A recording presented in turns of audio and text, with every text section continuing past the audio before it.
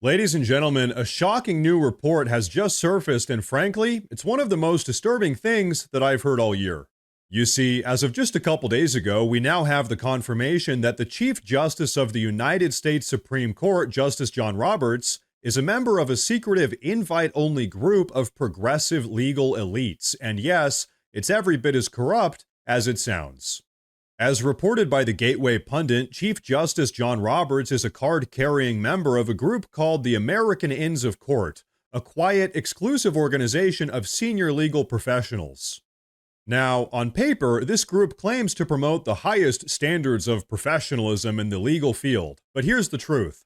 This is a shadow network of radically progressive insiders, and it's now crystal clear that they are working together to derail President Trump's agenda. And now, folks, this next piece of the story is absolutely crazy. Check this out.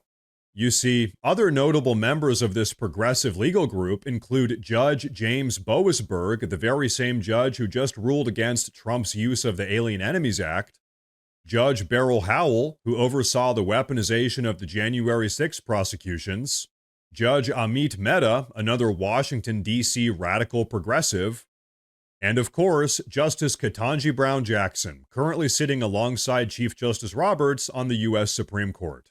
Folks, let's pause here for a moment and just be honest about all of this. I don't care what side of the aisle you're on, when multiple sitting federal judges, including 2 U.S. Supreme Court justices, are part of the same secret progressive club, something is very, very wrong.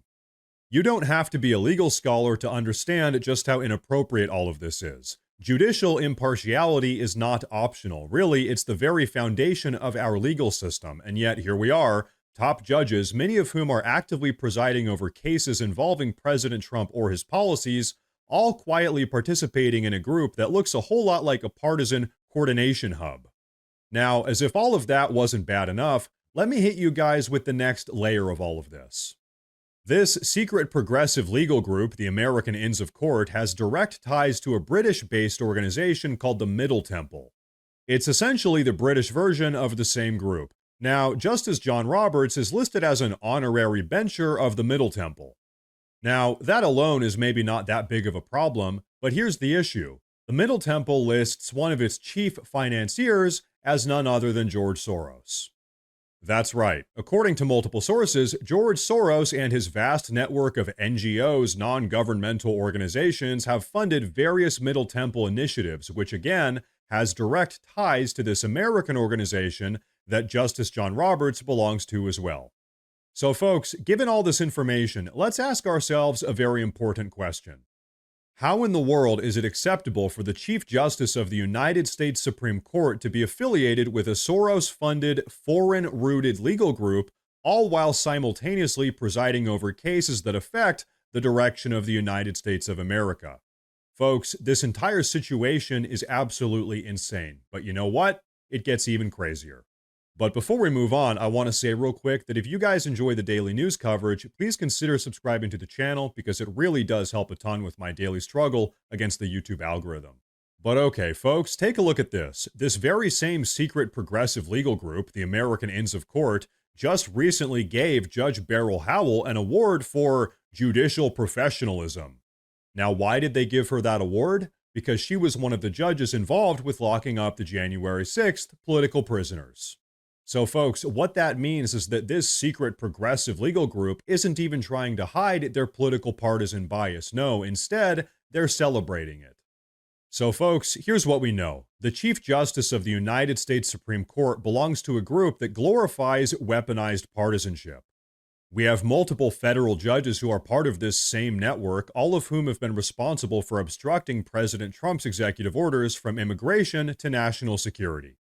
And on top of all of that, we have very clear and concerning ties to foreign influence and radical progressive donors like George Soros. And you know what? This actually explains a lot when you really stop to think about it. Just about 2 weeks ago, when President Trump called for Judge Boasberg's impeachment after he blocked President Trump's deportation orders, guess who came rushing to his defense? That's right, Chief Justice John Roberts.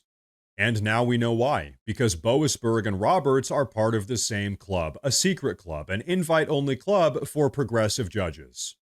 Folks, to say the least, this entire situation raises a huge number of ethical questions. Why is our chief Supreme Court justice fraternizing with lower court judges who are actively legislating from the bench? Why is he then publicly defending these judges when they're facing legitimate criticism for their overt and blatant partisanship? And why in God's name is he listed as a figurehead for an internationally funded legal group with ties to George Soros? Folks, this isn't just bad optics. No, this is systemic corruption.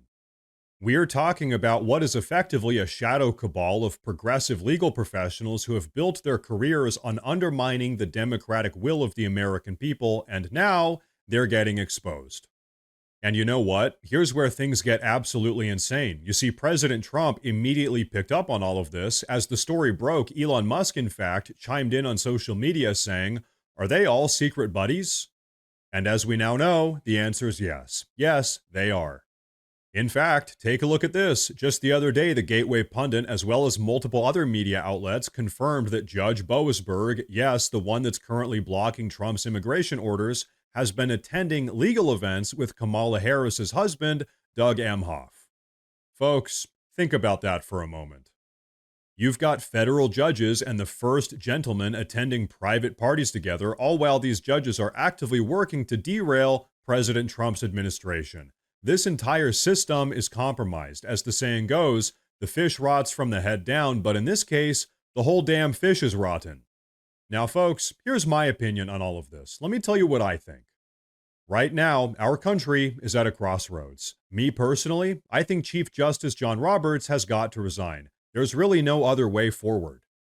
He's connected to a radical Soros-funded legal group. He's defending partisan activist judges. He's part of a secretive, foreign-influenced legal network, and he has done absolutely nothing to protect the integrity of our judiciary from partisan capture. And folks, none of this is some crazy conspiracy theory. This is all documented fact. And here's the deal. If we don't demand accountability, we are essentially endorsing the idea that unelected legal elites can operate above the law as long as they wear robes and call themselves impartial. As we all know, they're not. But you know what? Here's the craziest part about all of this. The progressive left has spent the last 10 years screaming about how Trump is a threat to our democracy.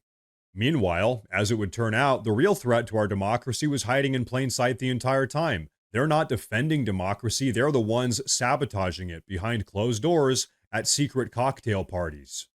So folks, here's my final thought. I don't know how any reasonable person could say in good faith after knowing all of this that Chief Justice John Roberts is fit to serve on the U.S. Supreme Court.